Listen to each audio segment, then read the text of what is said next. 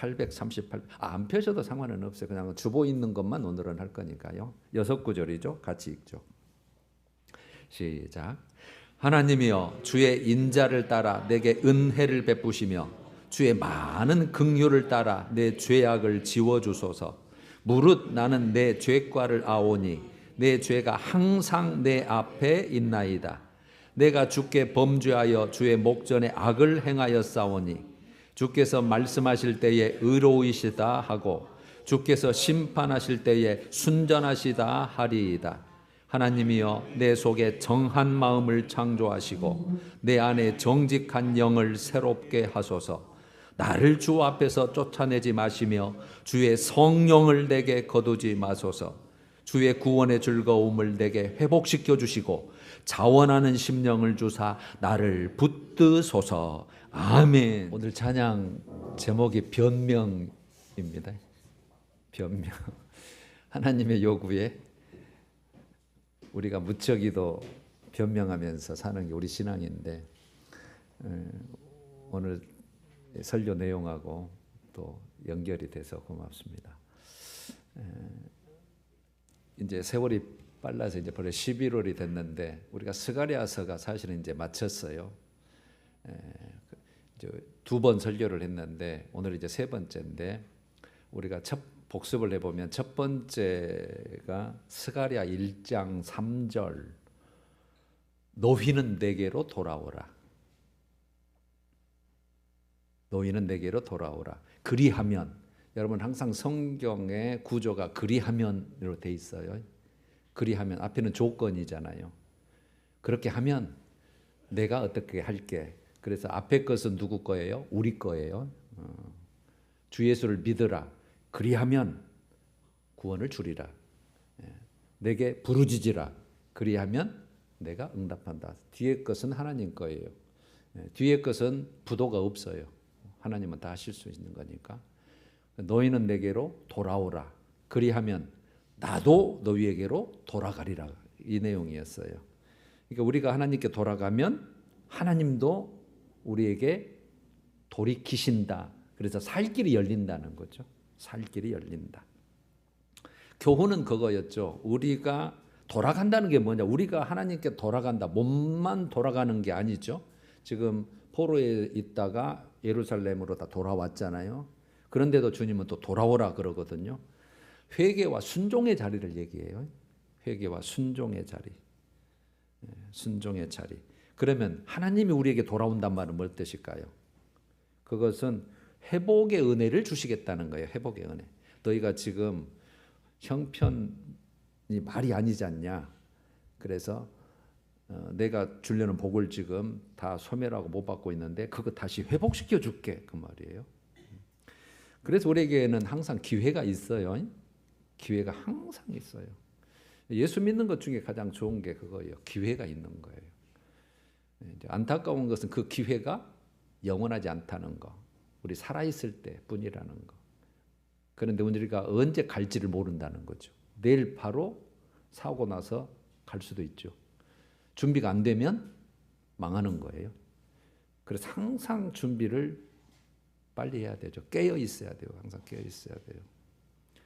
오늘 예배에 나왔다가도 내일 못 나올 형편이 또 아플 수도 있고 병원에 들어갈 수도 있고 모르는 거예요. 그래서 항상 우리는 마지막까지 사는 것, 최선을 다하는 거죠. 두 번째는 7장 5절이었어요.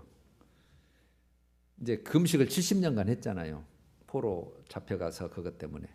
그것이, 즉 금식한 그것이 진정 나를 위한 것이냐 아니면 너희를 위한 것이냐, 하나님의 책망이었죠.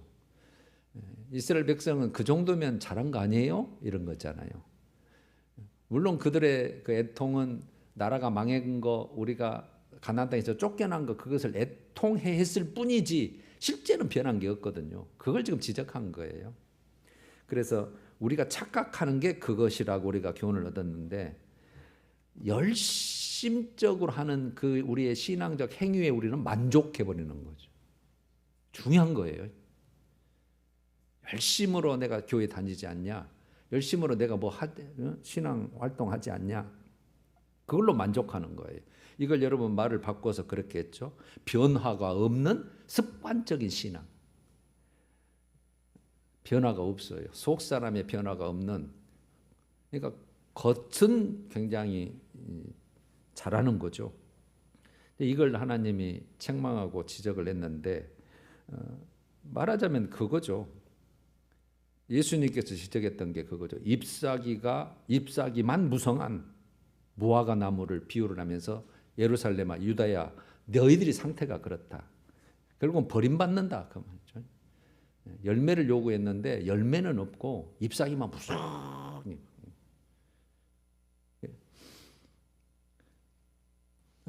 마태복음 23장 37절로 예를 들면 제가 회칠한 무덤 그랬죠. 그때 바리새인 서기관 대제사장들은 최고로 믿음이 좋은 자로 칭송을 받고 있었던 거예요. 본인들도 만족하고. 그런데 예수님은 막상 화 있을진저 너희도 천국에 못 들어가고 천국에 들어갈 자도 가로막는 자. 화를 선포해요. 7번을. 그러면서 회칠한 무덤에 비유를 하는 거예요. 회칠한 무덤은 뭐예요? 깨끗하게 하얀 회로 발라놨으니까 겉은 깨끗하고 아름다워요. 행위는 있어요. 의식은 있어요. 그런데 안은 부정하고 더럽고 정욕적으로 가득 찼는데 안 보여요. 그는 자기 안에 들어있기 때문에. 그걸 지적한 거잖아요. 그러니까 진짜 원하는 것은 여러분 속 사람의 변화된 거룩한 삶. 우리가 로마서 12장 1, 2절을 거쳐왔는데 거룩한 산 제물 그랬잖아요. 우리 네 몸이 거룩한 산 제물이 돼야 된다. 거룩한 산 제물의 삶이어야 된다는. 그다음에 우리가 성전이라 그랬잖아요.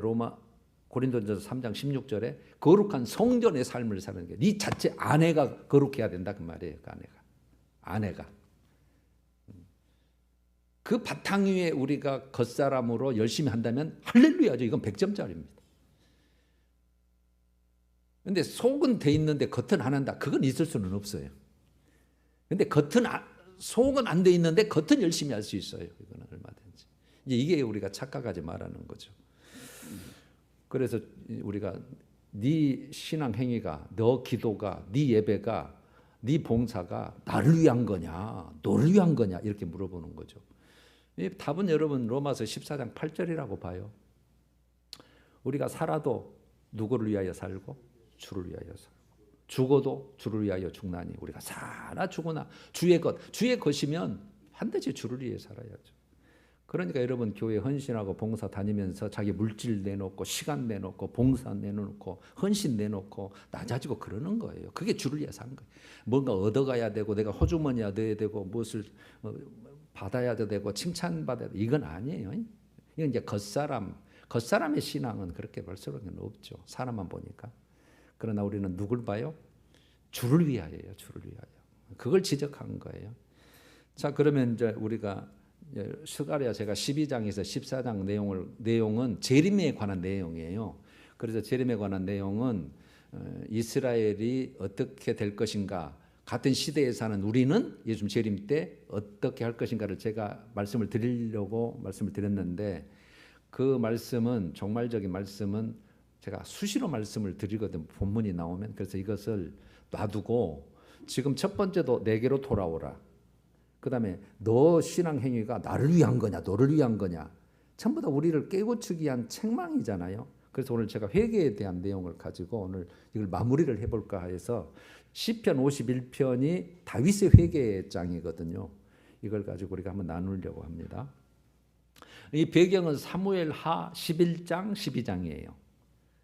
그 사건이 배경이 됐는데 이제 여기 다윗의 회개하고 영적 회복의 내용인데 다윗 범죄한 거 다 알잖아요. 우리가 왕으로 있을 때 왕궁을 지붕을 거닐 때 아름다운 여인이 목욕하고 있는데 그 밧세바죠. 그걸 취하였잖아요.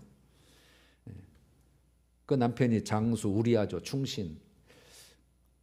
근데 이게 발각될까 봐 우리아에게 동침을 요구했는데 우리아가 지금 전쟁 중인데 우리가 어떻게 내가 아내하고 동침합니까? 아주 충신이죠. 그래서 그게 실패가 돌아가자 요압 장군에게 총사령관이죠. 그래서 전쟁에 나가서 죽게 만들어라 그래가지고 사실 죽인 거잖아요. 그 사건이에요. 그 유명한 다윗이. 그러니까 두 가지죠. 우리아의 범한 사건과 충신 우리아를 죽이는 살인이죠.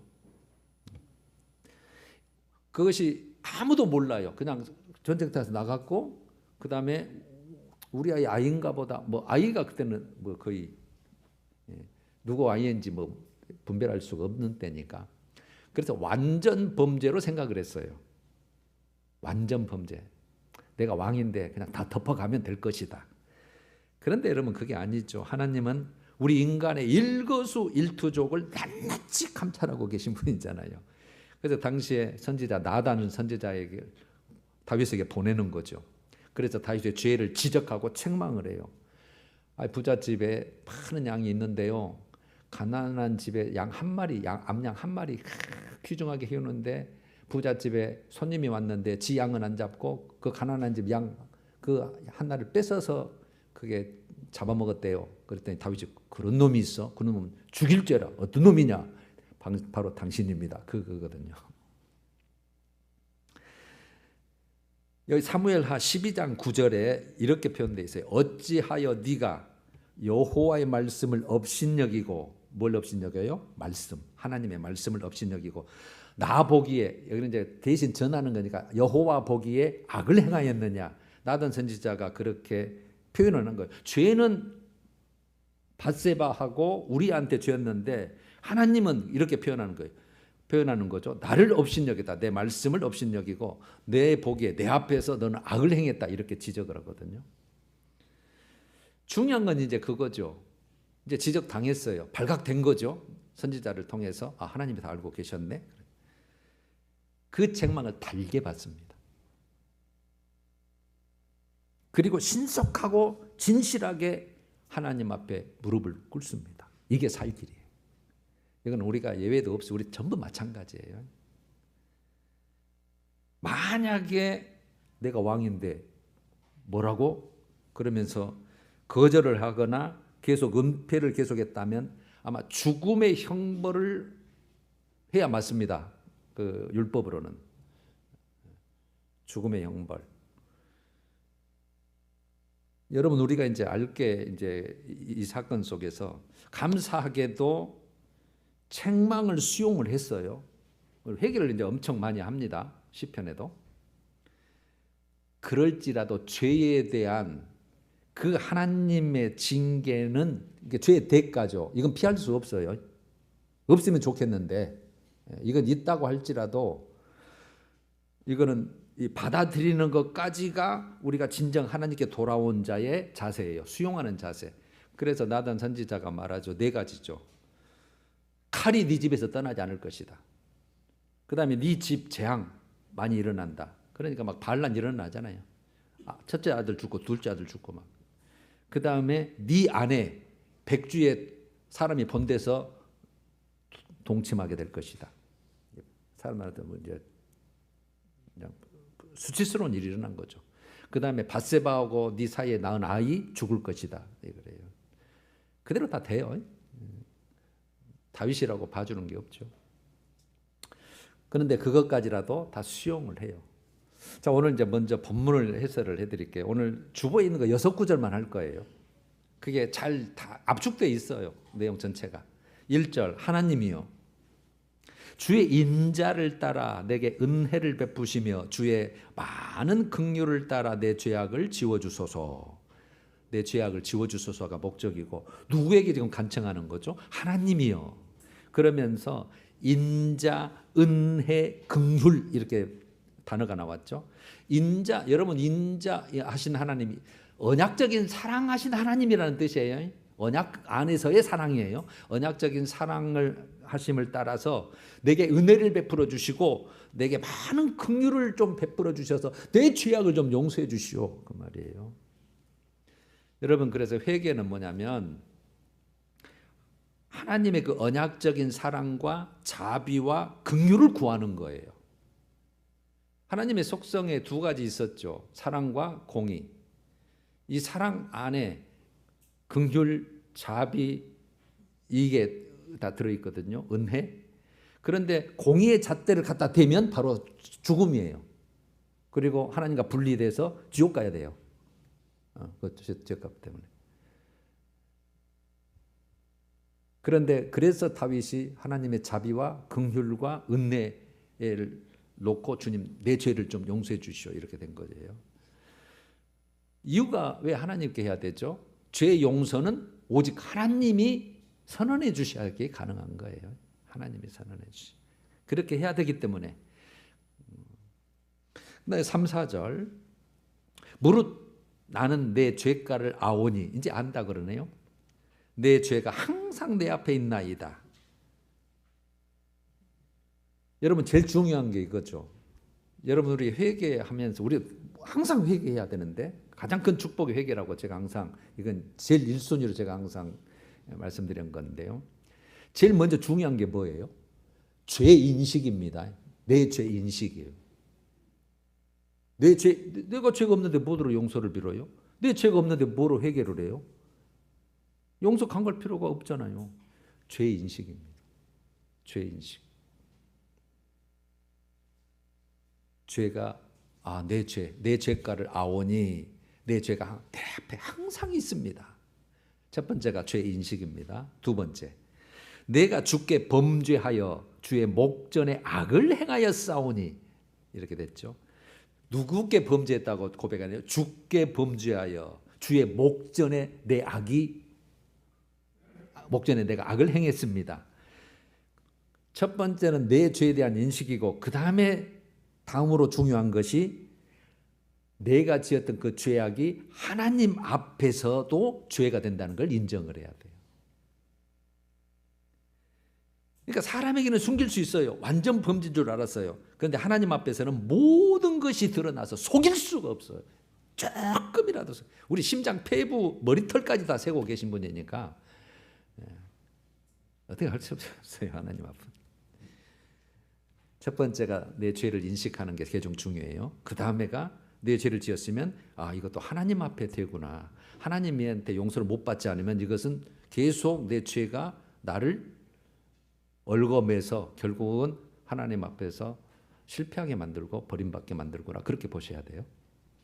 그 다음에 주께서 말씀하실 때에 의로우시다 하고 주께서 심판하실 때에 순전하시다 하리이다. 이거 이제 세 번째 나왔죠. 자, 죄를 인식했는데 이게 하나님 앞에서 내 죄와 악이 되었구나라고 인정을 한 다음에 주께서 말씀하실 때 지적하잖아요. 주께서 책망하잖아요. 그때 의로우시다. 옳습니다. 맞습니다. 수긍하는 거죠. 심판하신단 말은 징계하신단 말이에요. 아까 4가지 징계를 한다고 그랬잖아요. 징벌하실 때에 순전하시다 그 말은 여러분 국어사전을 보면 순수하고 완전하다 그래요. 하나님의 징계는 순수하고 완전합니다. 맞습니다. 내가 마땅히 그렇게 받아야 할 자입니다. 그래서 죄에 대한 그 하나님에 대한 평가 그걸 감당하겠다는 뜻이에요. 죄값을. 그러니까 하나님의 처분을 100% 수용하겠다는 뜻이에요. 말하자면. 그리고 죄 용서 받는 게 낫지. 회개 안 하고 그냥 있는 것보다는 100번 낫죠. 여러분 항상 나는 그냥 교회 다니니까 천국 간다 이런 생각을 절대 깨야 돼요. 절대로 이거는 아닙니다. 죄가 없어야 가능한 거예요. 죄가 없어요. 죄를 해결해야. 그게 이제 잘 표현된 게 레위기 26장 41절에 그 회개함으로 말미암아 하나님이 회복시켜 준다는 내용 중에 나오는 게 41절이 이렇게 돼 있어요. 자기 죄악의 형벌을 자기 죄를 인정하고 하나님 앞에 죄를 수용하고 인정하고 그것도 형벌을 기쁘게 받으면 이렇게 돼 있어요. 형벌을 내가 왜 받아야 돼? 이게 아니고 내가 죄를 지었는데 하나님이 주시면 어쩔 수 없지. 내가 받아 누리고 이것을 뼛속까지 속여서 가져서 내가 다시는 이렇게 안 해야지. 이런 마음가짐으로 받는 거예요. 형벌을 기쁘게 받으면 내가 너를 다시 회복시켜 줄게. 이렇게 돼 있어요. 여러분 이 성경의 회개에 대한 가장 큰 원리입니다. 먼저 뭐라고요? 내 죄를 인정해야 돼요. 인정 안 하면 계속 남아 있어요. 그 다음에 그것이 하나님 앞에 죄라는 것을 알아야 되고 그 다음에 그 죄값, 대가 하나님 어떻게 하시든 그것까지 제가 받겠고 그걸 제가 정말 다시는 하지 않도록 내가 교훈을 삼겠습니다. 라고 이렇게 해야 돼요. 그 다음에 이제 10절, 11절 하나님이여 내 속에 정한 마음을 창조하시고 내 안에 정직한 영을 새롭게 하소서. 나를 주 앞에서 쫓아내지 마시며 주의 성령을 내게 거두지 마소서. 제일 이제 간구하는 거잖아요. 간구하는 거. 자, 내 속에 정한 마음, 깨끗한 마음, 거룩한 마음을 만들어 주세요. 창조해 주세요. 주세요 그 말이죠. 정한 마음. 근데 내 안에 정직한 영. 여기서 정직한 영으로 번역이 됐는데 하나님을 향한 그 견고한 마음을 말해요. 하나님을 향한 견고한 그 마음. 그러니까 다윗은 온전히 하나님을 바라보고 있는 자잖아요. 사실은 우리 같이 바라보고 있는데 그 마음을 새롭게 해주세요. 새롭게. 똑같은 내용이에요. 사실은. 정한 마음을 준전한 거나 정직한 영을 새롭게 하는 거나 하나님을 향한 견고한 마음을 새롭게 한다는 거나. 그러면 여러분 정한 마음과 정직한 영을 새롭게 하소서라는 말을 우리가 이제 거쳐왔잖아요. 첫 번째, 두 번째 시간에 마음속에 근본적인 변화를 요구하는 거예요. 마음 속에 내 마음 중심 그 정직한 영으로 그 다음에 정직한 영으로 정한 마음으로 변화를 강구하는데 그래야 내가 죄의 욕구를 이기고 깨끗하고 정직한 마음으로 내가 회복되잖아요. 살 수 있잖아요. 그래서 죄만 용서받고 끝난 게 아니라 그러면 또 다시 죄 짓잖아요. 안 변하면. 그래서 그 마음 자체를 좀 바꿔주세요. 그 말이죠. 그럼 여러분 이제 중요한 거죠. 우리 다 그렇게 하고 싶은데 무엇으로요? 어떻게? 이게 항상 중요하잖아요. 저는 성경의 답을 항상 제시해 드리니까. 다 여러분 들었던 거 그대로예요. 오직 성령의 능력으로요. 그래서 오직 주의 성령을 내게서 거두지 마라고 하는 거예요. 다윗은 그렇게 쫓겨다니면서 고생하면서 연단받으면서 누구를 봤나요? 사울 왕을 봤잖아요. 사울 왕에게도 성령이 임했어요. 근데 사울 왕이 말을 안 들으니까 다윗보다 훨씬 더 가벼운 죄를 지었습니다. 사실은. 그런데 사울은 회개를 안 해요. 그러니까 뭐가 떠나버려요? 성령이 떠나버려요. 그걸 성령이 떠난 거 보니까 악신이 들어가서 그 삶을 자세히 봤거든요. 망한 것을. 그래서 뭐 자녀 죽고 지 죽고 다 망한 거잖아요. 집안이. 그걸 봤으니까 내게도 성령이 떠나면 저렇게 될까 봐 내게 성령을 거두지 마세요. 그렇게 기도하는 거예요. 다윗은 알거든요. 봤거든요. 성령. 여러분 오직 성령의 능력으로. 그러면 성령의 기능에 대해서 구약에 잘 표현되어 있는 게 에스겔서예요. 에스겔서 36장 26절을 제가 읽어드릴게요. 새 영을 너희 속에 두고 새 영, 이제 새 영으로 되어 있어요. 물론 구약은 하나님의 영으로 많이 표현됐죠. 새 영을 너희 속입니다. 속에 두고 새 마음을 너희에게 주되 너희 육신에서 굳은 마음을 제어버리고 굳은 마음, 부드러운 마음을 줄 것이며. 자, 그러면 성령을 주면 부드러운 마음으로 되고 새 마음이다 그 말이잖아요. 27절도 또 내 영을 너희 속에 두어 너희가 내 율례를 행하게 하리니 이렇게 돼 있어요. 말씀을 지킬 수 있는 힘과 근원과 능력이 성령이 계셔야 가능하다는 뜻이에요. 그래야 마음이 새롭게 되니까. 내 뜻대로 내 마음대로 살고 싶잖아요. 그런데 그걸 성령이 계시니까 마음을 부드럽게 만들고 그 다음에 새롭게 만들고 새 마음을 주니까 말씀을 지킬 수 있는 힘이 생기는 거예요. 그래서 행하게 하리니 너희가 내 말을 지킬지라 그렇게 돼 있어요. 성령의 말하자면 그 능력, 기능이에요, 기능. 그래서 제가 항상 말씀 성령 하는 거예요. 그렇게 하면 변할 수가 없어요, 사실은. 여러분 세상 사람 우리보다 훨씬 더 착하고 순수하고 진지하고 거룩하고 존경할 만한 사람 많습니다. 인격적으로, 도덕적으로. 그래서 우리가 교회 다니면서도 좀 인격적이다, 도덕적으로 절대 만족하지 마십시오. 성령 없으면 끝입니다. 속 사람의 변화 없으면 위험해요. 회칠한 무덤이고 열매 없는 무화과, 잎사귀만 무가 남아. 예수님이 비유한 것과 똑같아요. 그래서 우리가 필수 진짜 해야 될 게 성령의 인도하심을 받아요. 그래야 성령의 인도하심을 받는 자가 참 아들이니 그렇게 돼 있잖아요. 로마서의 8장에. 성령의 인도함을 받는 자가 내 자녀다 그 말이죠. 참대로. 그러니까 성령의 인도함을 받지 않고 신앙생활을 할 수 있어요. 아까 같이 겉으로 열심히. 아니다 이 말이에요. 내 아들이 아니다. 그래서 제가 항상 우리가 성령 여러분 이제 성령이라면은 뭐 왔다 갔다 하시지만 계시게 계신다고 한다면 제가 세 가지 용어로 했죠. 그분하고 교통을 해야 되는데 그래야 그분의 뜻도 알고 그분을 따라서 살고 내가 몸의 행실을 죽일 수 있잖아요.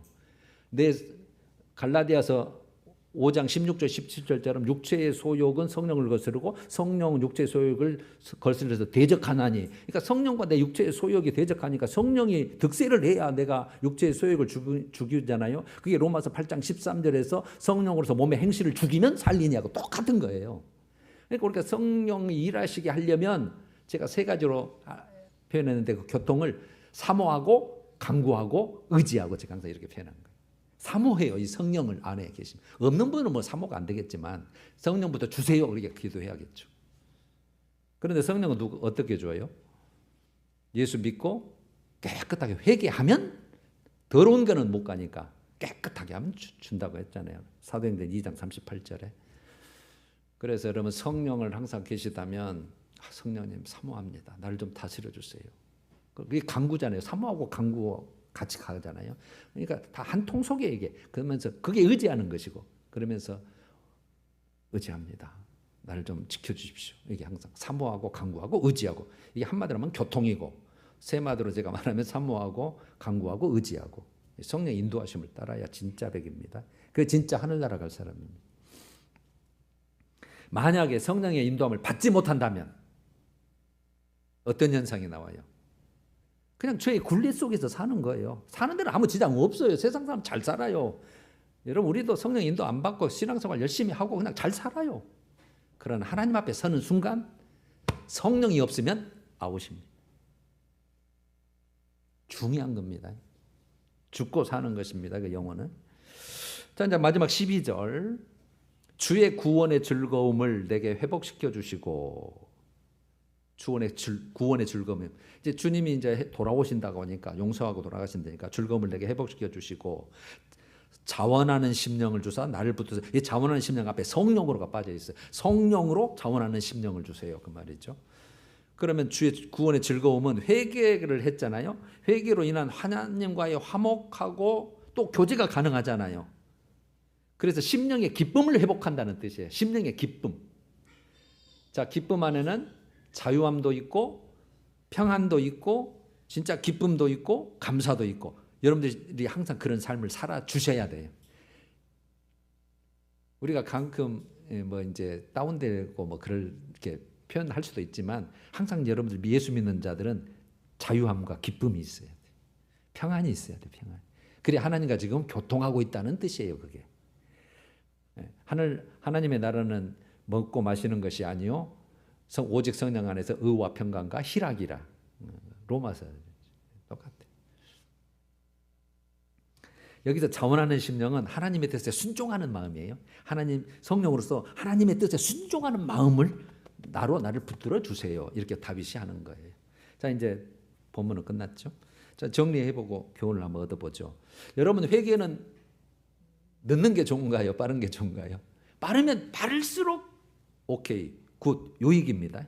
왜요? 하나님과의 관계 회복도 빠르고 구원의 즐거움과 회복에 의한 복을 주신 것도 빠르기 때문에 20년 동안 회개 안 하고 살았다. 20년 동안은 여보 그런 거 없는 거예요. 세월만 흐르는 거예요. 빠르면 빠를수록 좋아요. 여러분 오늘 복음의 핵심에 우리가 복음 하는데 신앙생활의 핵심을 뭐라고 생각하세요? 여러 개로 이제 여러분들 내놓을 수는 있어요. 저는 그렇게 생각을 해요. 여러분 우리 죄 짓지 않고 살 수는 없어요. 불가능입니다. 죄 짓지 않고는 살 수는 없어요. 그렇다면 항상 내가 내 죄를 인정하는 거예요. 인정을 해야 회개가 되고 회개가 돼야 합당한 열매로 가잖아요. 아, 내가 이거 뭐 이렇게 살면 안 되네. 내가 복을 못 받는데 하나님 앞에 내가 이거 단절되는데. 그래서 항상 합당한 열매를 맺게 되니까 하나님과의 관계가 회복이 되고 하나님이 약속하신 복을 누리는 거예요. 그 복의 끝점이 천국이고. 이해가 되죠? 그래서 회개가 그래서 제가 중요하다는 거예요. 열심히 해도 회개 없으면 아웃입니다. 이거는 제 말이 아니고 죄가 있으면 하나님 앞에 걸리잖아요. 그러니까 우선 죄가 없어야 돼요. 하나님 앞에 설 때는 죄가 없어야 돼요. 그 다음에 공로를 따지는 거예요. 오케이 됐을 때, 그래 죄 없네 됐다, 이제 너는 내 나라에 들어올 수 있네. 그랬을 때 무슨 공로가 있냐 했을 때 그게 상급으로 들어가는 거예요. 꼭 알고 계셔요. 꼭 알고 계십시오. 회개가 첫 번째입니다. 그래서 항상 예수님이나 세례 요한이나 뭘 항상 외쳐요. 회개하라. 천국이 저기 있다. 가깝다. 회개하라가 항상 첫 번째예요. 첫 번째. 회개입니다. 마지막 예수님 재림 때도 회개입니다. 회개를 외치십니다. 여러분, 우리가 지금 시편 51편을 보잖아요. 13절에 중요한 말씀, 오늘 물론 성구입니다만, 하나님이 진짜 원하는 제사는 희생 제물이거든요. 진짜 하나님, 오늘 우리 여기 왔잖아요. 우리가 산 제물이 돼야 된다 그랬잖아요. 진짜 하나님이 원하는 진짜 제물, 이게 뭐예요? 이게 그대로 나타나요. 하나님께서 구하시는 제사, 희생 제물은 네 상한 심령이다. 상한 심령. 또 다시 풀어놨어요. 하나님이 상하고 통회하는 마음을 주께서 멸시하지 않으시리이다. 상하고 통회하는 심령. 아이고, 나 오늘 또 죄 지었는데 이 죄 가지고 어떻게 하나님 만날까? 이 죄 마음 가지고 어떻게 하나님께 예배를 드릴까? 나 죄가 있으면 하나님 대면도 안 하고 얼굴도 나오고 못 맞추실 텐데, 이 막 통회하는 마음, 아버지 내 죄를 용서해 주십시오. 그런 통회하는 마음이 하나님이 1순위로 한다. 1순위. 돈 많이 드리고 뭐 선신 많이, 이게 아니고, 여러분 그거 진짜 하나님 알으셔야 돼요. 진정으로 뭐가 지금 우선순위인지. 하나님이 직접 했죠. 내가 1순위로 세는 것은 통회하는 마음이다. 상하고 통회하는 마음. 너 죄질 수밖에 없잖아. 그것도 예수님도, 여러분 제가 예를 들어 보면 누가복음 18장 13절에 바리새인과 세리의 기도를 비교를 해드려요. 바리새인은 막 제대로 살았다고 하니까 주님 나는 11조도 오고 뭣도 오고 막 자랑을 막 늘어놓거든요. 근데 세리는 막 그때 당시에 뭐 죄인이 취급하니까 세리는 멀리 서서 성전에 들어가지도 못하고 감히 눈을 들어 하늘을 쳐다보지도 못하고, 너무 부끄러우니까, 상하고 통회하는 심령이니까 가슴을 치면서 이르되 하나님이여 불쌍히 여기소서 나는 죄인이로소이다 이랬단 말이에요. 그러니까 예수님이 누가 하나님 앞에 의롭다 하심을 받고 집에 돌아갔겠느냐? 세리예요. 성경에 그렇게 돼 있어요. 그래서 회개가 가장 큰 축복이에요. 회개가 안 되면 가장 불행한 거고요. 여러분, 진실한 회개의 모습을 우리가 살폈는데, 지정의 세 단계라고 보는 거예요. 세 요소라고 봐야 되죠. 동시에 움직이는 거니까. 지정의, 지식적, 감정적, 의지적. 아까 다 나온 거예요. 지식적으로는 우리가 머리로는 죄를 인식해야 돼요. 죄네. 하나님 앞에도 죄네. 이 인식하는 게 첫 번째예요. 나는 그냥 태어날 때부터 죄 공장이다. 내 근본 자체가 그냥 죄 덩어리다. 인정을 하고 언제든지 말하는 거, 생각하는 모든 것이 항상 죄 덩어리네. 막 이렇게 항상 인식하는 게 가장 중요한 거예요. 그게 중요합니다. 두 번째는 감정적으로, 이제 감정으로 들어가서, 감정에 저는 두 단어를 써요. 근심과 애통입니다. 근심과 애통. 성경에 나왔거든요. 고린도후서 7장 10절에 하나님의 뜻대로 하는 근심은, 그래놓고 구원에 이르는 회개를 이루는 것이요. 여기서 구원은 생명입니다. 생명에 이르는 회개를 이루는 것이요. 그 다음에 세상 근심은 사망을 이루는 것이다. 이번 세상 근심 아무리 해봤자 그는 영생하고는 관계없어요. 하나님 뜻대로 하는 근심, 이거 갖고 안 되는데, 하나님 뜻대로, 하나님 안에서 말씀에 비추어서 이거 죄인데, 근심은 생명에 이르게 하는 회개, 구원에 이르게 하는 회개를 이루는 것이다. 그 다음에 애통이라고 그랬죠. 마태복음 5장 4절에 산상수훈에서 팔복을 해서 애통하는 자는 복이 있나니 위로를 받을 것이다. 위로를 받을 것이다. 위로를 받아요. 용서되니까 애통하는 자. 똑같죠. 여기다가 제가 하나만 더 보탠다면 근심, 애통에 감사하는 마음을 가지라고 했죠. 감사. 하나님이 지금 나 당장 단칼로 쳐내버릴 수 있어요. 공의 잣대를 들이대서. 그런데 봐주시는 거잖아요. 기회를 주시려고. 참아주고 기다려주고 인내해 주시는 것. 그래서 감사하다. 빨리 해야 되는데, 더 빨리 깨끗이 씻어야 되는데 안 해주셔서 감사하다. 내일 바로 쳐버리면 우리 죄 회개 못하고 하나님 앞에 서는 거잖아요. 정말 위험합니다. 그래서 항상 깨끗이 씻어내야 돼. 항상 깨끗이. 그 다음에 의지적으로 이제, 죄를 인식했고 감정적으로 근심하면서 애통하는 마음을 가졌어요. 그랬을 때는 마음과 삶의 실제적인 변화가 일어나야 되잖아요. 뭔 변화요? 말이 변화해야 돼요. 말이 예전에는 거칠었으면 부드럽게, 말했으면 욕이 나갔으면 이번에는 칭찬으로, 이번에는 불평이 나갔으면 이번에는 감사로. 말이 변해야지. 생각이 변해. 생각, 가치관과 모든 생각.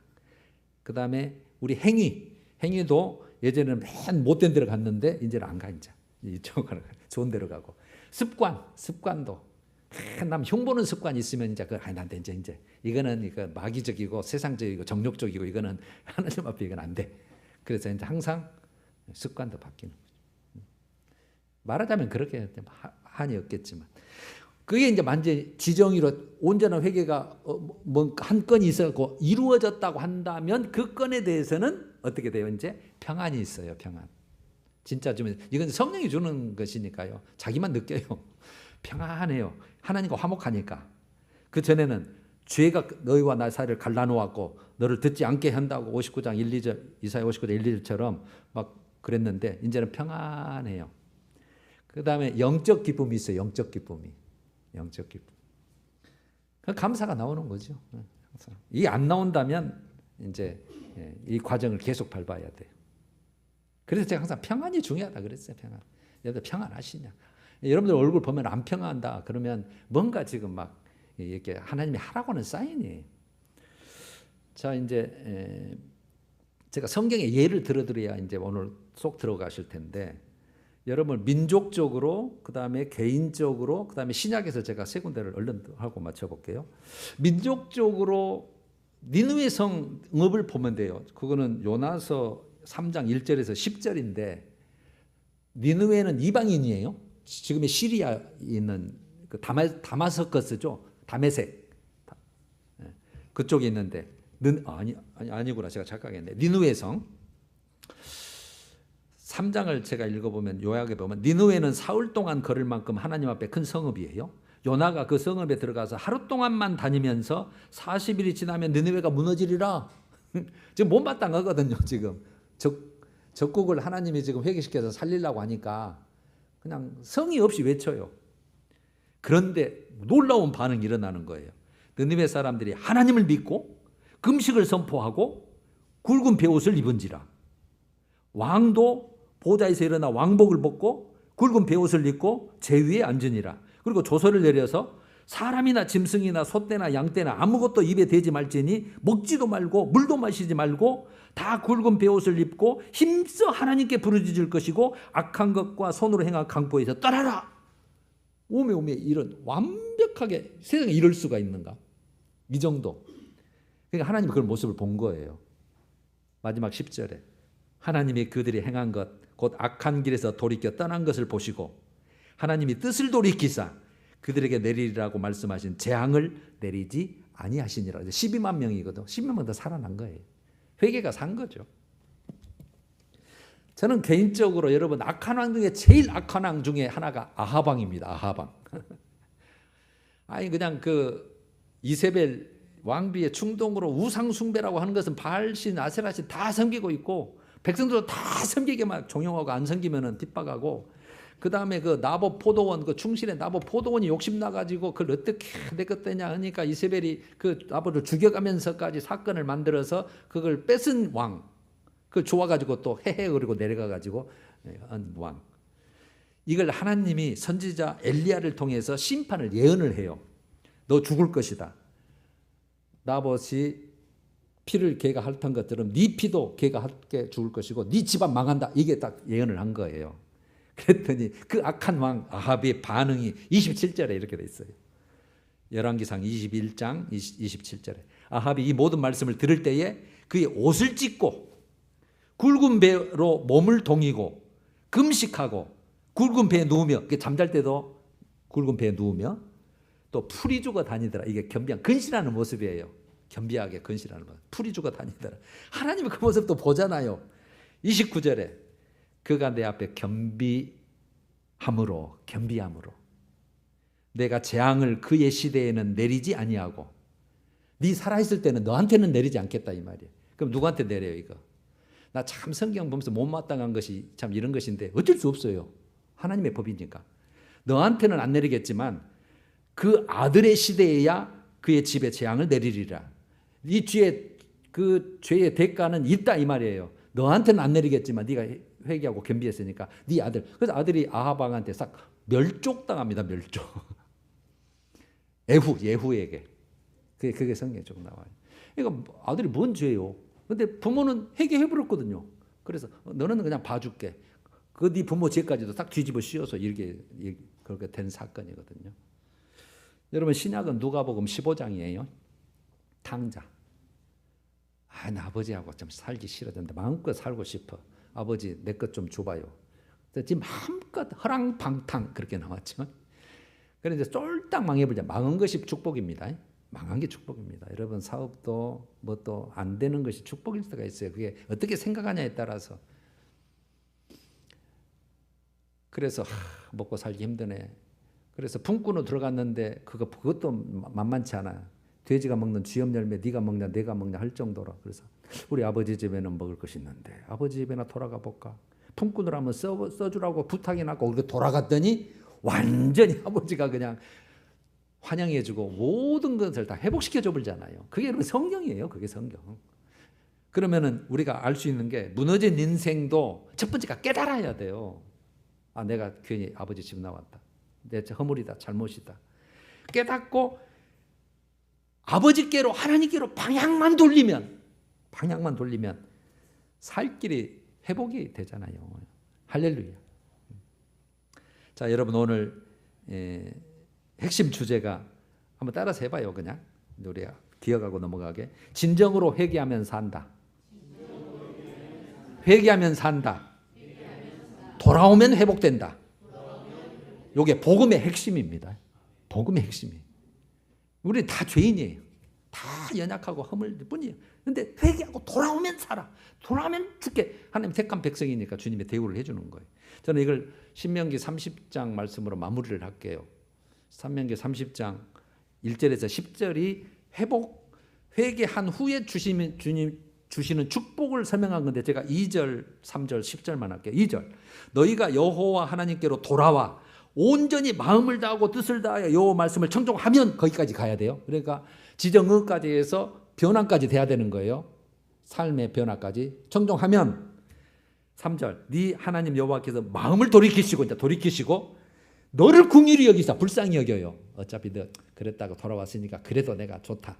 그러면서 10절에 너를 기뻐하사 그래놓고 다시 네게 복을 주시래요. 다시. 그럼 복을 싹 뺏어버렸다 그 말이잖아요. 다시 줄게. 다시 줄게. 그래서 여러분 회개는 구원의 즐거움, 회복의 즐거움, 그 다음에 영육간의 부흥의 출발입니다. 출발. 그래서 회개가 제가 항상 가장 큰 축복이고 우리 특권이고 우리 기회고 하나님 은혜를 다시 누리는 복이고 그런 어떤 죄를 지어도 돌아온 자는 하나님은 한 번도 용서를 거절한 적이 있다 없다? 없다. 그래서 사랑이 하나님이라고 그러는 거예요. 아셨죠? 우리 살아있는 때는. 근데 여러분 기회를 꼭 빨리 잡으셔야 돼요. 우리 기회가 없을 수도 있어요. 내일 데리고 가면 없잖아요. 그 다음에 성령 하나님의 깨달음을 주셔야 그것도 가능한 것이고 계속 죄를 가지고 가면은 망하는 것이고. 자, 다음 주는 디모데 후서 2장을 가지고 하나님의 일꾼으로 인정된 자에 대해서 우리가 나누려고 합니다. 찬양하십시다. 272장. 고통의 멍에 벗으려고 예수께로 나옵니다. 1, 2절.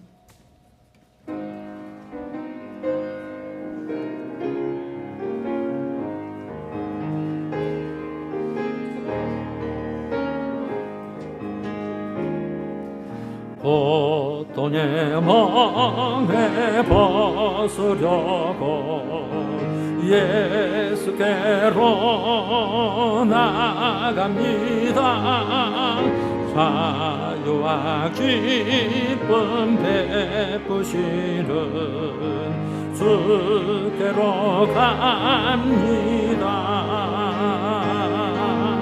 병든 내 몸이 든든하고 빈궁한 삶이 부해지며 죄악을 벗어버리려고